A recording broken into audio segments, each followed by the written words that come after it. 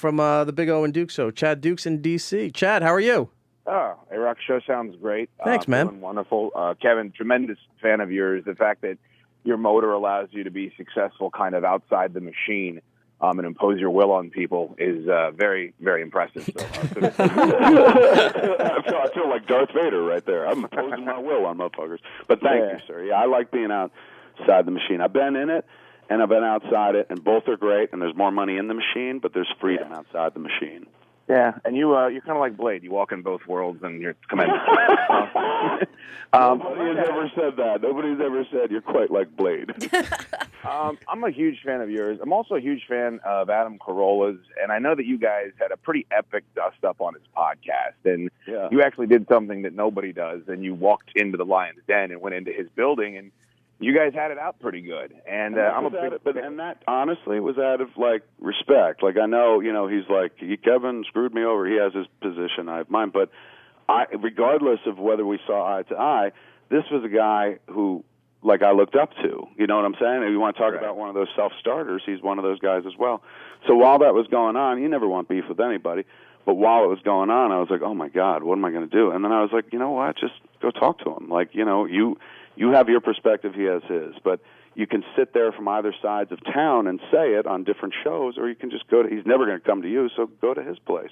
And he was good about it. Like, I hit him up, and I was like, hey, man, can I come in? He goes, you sure you want to do that? And I said, absolutely. And right the day of, he gave me another chance to get out. He was just like, you don't have to do this. And I was like, no, dude, I want to do it. So we came over, and it's a pretty interesting listen. I mean, at the end of the day, I haven't heard it since we recorded it, but what I remember was we both wound up sounding like two little rich boys who had a fight.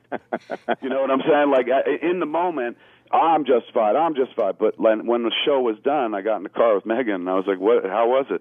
She said, "It was good, but you both sound spoiled." She's going, she goes, the whole thing comes down to two grown men who wouldn't pick up the phone to call one another because each of you was like, well, he's got to call me. I know what that's like. Yeah, it was, and that was really that was a bummer, man, in retrospect. But, sometimes you can't control what happens. I mean, I'm sure he'll tell you I could have controlled this by going forward with the show or something like that, but it wasn't strictly my call. And so everything went very weird and stuff. But I felt like, I'm going to go in, even though I know he hates my guts now forever and stuff, I felt like I got to go in and talk to him about it.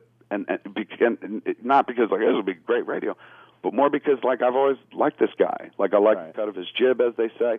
I like the fact that the dude is self-made. I like he talks about what he talks about and stuff. Our political views are vastly different, but like he's one of those guys. He's one of us, and I know he'd be horrified to hear me say one of us because he don't like me, but I like people like that. So that honestly, as much as that moment sucked, it was a little heartbreaking because I'm like, God damn it, I like that guy, and now he don't like me, and sometimes it happens. It's tremendous radio, though, and I think that's what drew me to it. But the question I had for you was, is that where the relationship left? I mean, is there no relationship any longer? Do you guys not have contact with each other? Yeah, but to be fair, it's not like we were buddies before that. I'd been on his show once or twice when he had the radio show out here, and I'd been on Love Lines years prior, I think, when he was still there with Dr. Drew.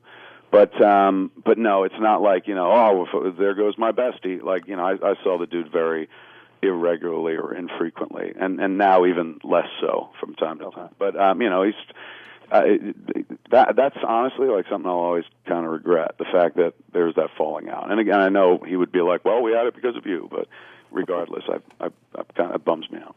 The result was great radio. You keep killing vampires with Whistler, sir. I appreciate it. You rock, dude. Oh, my God. I wish I had a radio show so you could call me every morning and be like, keep it up.